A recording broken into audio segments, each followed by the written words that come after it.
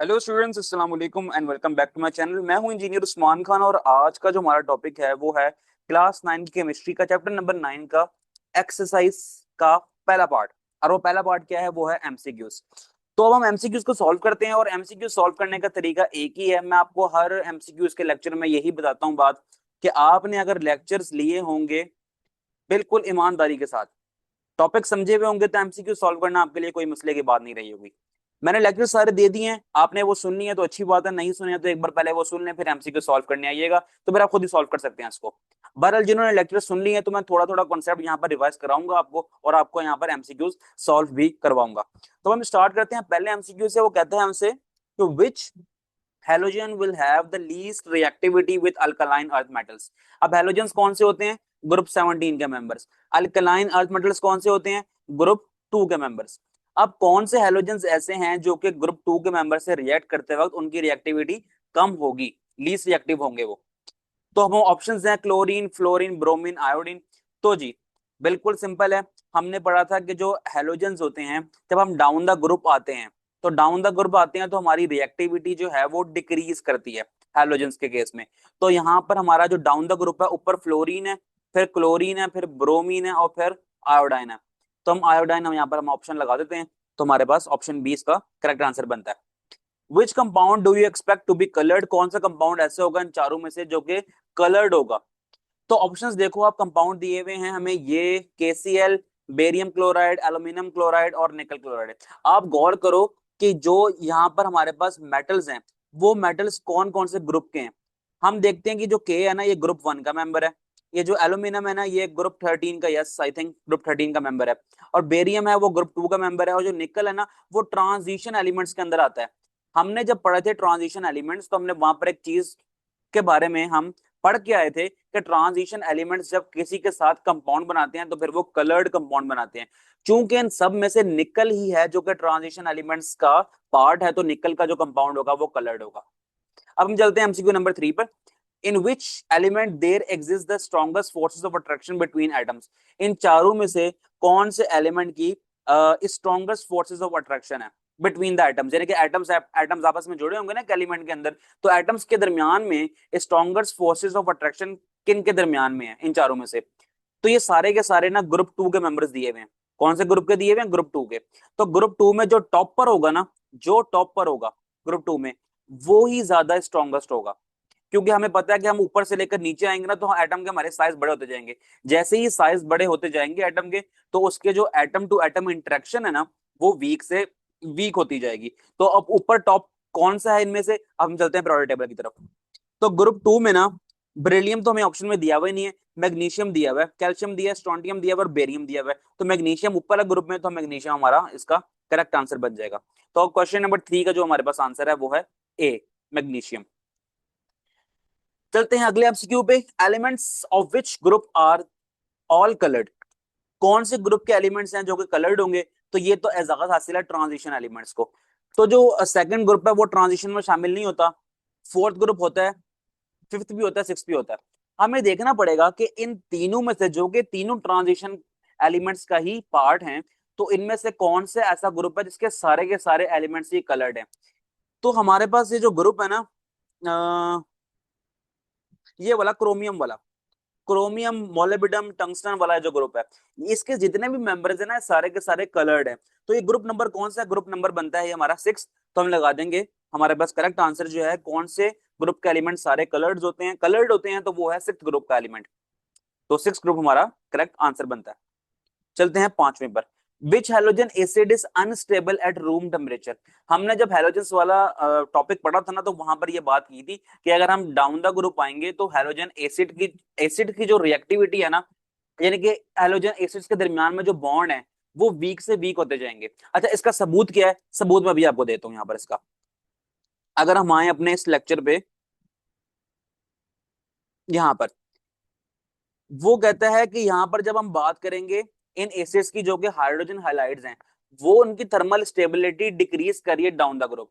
तो down the group में सबसे नीचे कौन सा आ रहा है? Hydrogen iodide. तो हमारा जो करेक्ट आंसर होगा वो हाइड्रोजन आयोडाइड ही बनेगा। क्यों? क्योंकि डाउन द ग्रुप हम आ रहे हैं तो इनके दरमियान में जो बॉन्ड है ना वो वीक हो रहा है और इनकी थर्मल स्टेबिलिटी भी डिक्रीज हो रही है। तो ये बात हम कॉन्सेप्ट अगर आपने पहले समझा होगा ना मुझसे, अब मैंने दोबारा रिवाइज भी करवा दिया बहरहाल, तो आपको ये आंसर पहले से ही पता होगा। तो एच आई जो है ना ये अनस्टेबल है रूम टेम्परेचर पर। ठीक है, हाइड्रोजन हाइलाइट्स वाला टॉपिक पढ़ा था ना हमने, उससे रिलेटेड एमसीक्यू आ गया।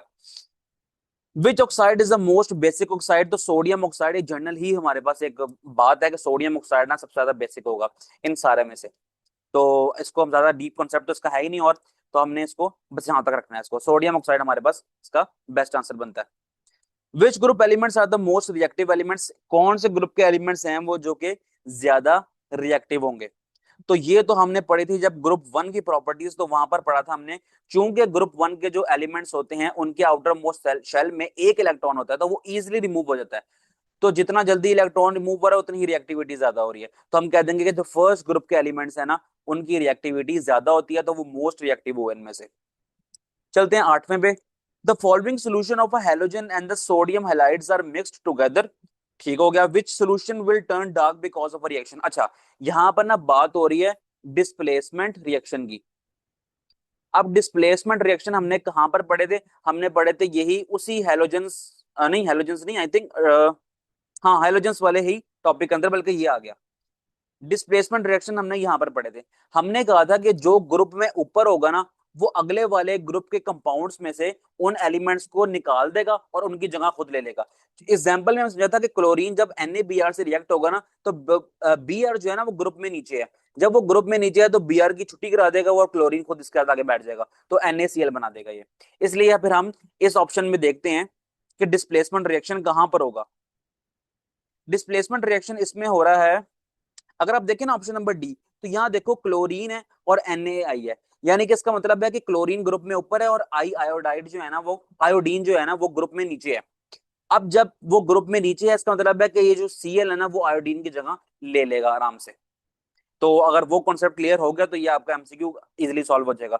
बाकी में आप देख लोगे क्लोरीन और फ्लोरीन की बात हो रही है, ब्रोमीन और फ्लोरीन की बात हो रही है। तो जो फ्लोरीन है ना उसकी, जो हमने ऊपर उस टॉपिक में बात की थी कि डिस्प्लेस डिस्प्लेस करने की जो पावर है ना वो इतनी ज्यादा नहीं है। तो क्लोरीन जो, वैसे तो क्लोरीन ग्रुप में नीचे आता है लेकिन फिर भी क्लोरीन की जो है ना पावर डिस्प्लेस करने की ना वो ज्यादा है फ्लोरीन की निस्बत भी। तो इसलिए हम यहाँ पर जस्ट ये बात करेंगे, ऑप्शन नंबर डी जो है ना हमारा ये बेस्ट ऑप्शन बन रहा है इसमें से, तो हम इसको करेक्ट आंसर समझ लेंगे अपना। कहते हैं x is a monoatomic gas. एक मोनोटॉमिक गैस है जिसका नाम उसने एक्स दे दिया। मैथ में करते हैं ना let x be the number, तो वही यहाँ पर एक्स बात हो गई है। एक्स एक मोनोटॉमिक गैस है which statement about this is correct? X जो है वो बर्न करती है एयर के अंदर। अच्छा पहले सोचना पड़ेगा कि मोनोटॉमिक गैस का मतलब क्या होगा। मोनोटॉमिक गैसेस हमेशा हमेशा नोबल गैसेस होती हैं। ठीक है, नोबल गैसेस होती हैं। अब नोबल गैसेस बर्न नहीं करती एयर में क्योंकि रिएक्टिविटी इनकी बिल्कुल ही ना होने के बराबर है, तो रिएक्ट कैसे करेंगी हवा से? जब हवा से रिएक्ट नहीं करेंगे तो बर्न भी नहीं करेंगे। एक्सिस कलर्ड, यही बात गलत है।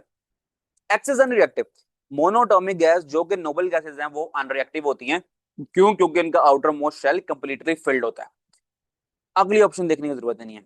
Which property is correct from the group one elements? Group one elements में कौन सी प्रॉपर्टी ठीक है? Low catalytic activity, high density, low electrical conductivity, high melting point. इनके मेल्टिंग पॉइंट तो लो होते हैं, अगर आप ट्रांजिशन एलिमेंट से कंपेयर करो तो वो लो होते हैं। डेंसिटीज हाई डेंसिटी ना, इनकी डेंसिटी तो लो होती है। क्योंकि इनकी डेंसिटी लो होती है, अगर हम बाकियों से कंपेयर करेंगे ना, बाकी मेटल्स के साथ कंपेयर करेंगे तो इनकी डेंसिटी ना बहुत लो होती है। ग्रुप वन की प्रॉपर्टीज में हम ये बात पढ़ के आ चुके हैं, इस चैप्टर का लेक्चर नंबर 1 था वो। लो इलेक्ट्रिकल कंडक्टिविटी, इनकी तो इलेक्ट्रिकल कंडक्टिविटी ही बहुत हाई होती है। तो ये ऑप्शन है ना लो कैटालिटिक एक्टिविटी, तो ऑप्शन नंबर ए ठीक बनती है। क्यों? क्योंकि जो कैटालिटिक एक्टिविटी शो कराते हैं ना वो कराते हैं ट्रांजिशन मेटल्स। ट्रांजिशन मेटल्स हैं जो कि कैटालिटिक एक्टिविटी शो कराते हैं। ग्रुप वन में भी मेटल्स ही होते हैं लेकिन वो अल्कली मेटल्स हैं। Alkali metals catalytic activity show नहीं कराते हैं। अब मैं जितना भी गंद है सबको रेस कर रहा हूँ जस्ट, और आपको आंसर शो करवाता हूँ कि आंसर्स क्या क्या बनते हैं, ताकि जिसने सिर्फ वहां करके रटा लगाना है तो वो इजिली इसको रटा लगा सकता है। अच्छा, यहाँ से तो साफ हो गया।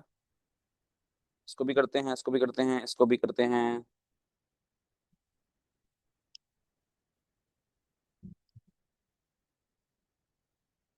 चलें देखें अब, शायद समझ आ रहा हो यहाँ पर सारा कुछ।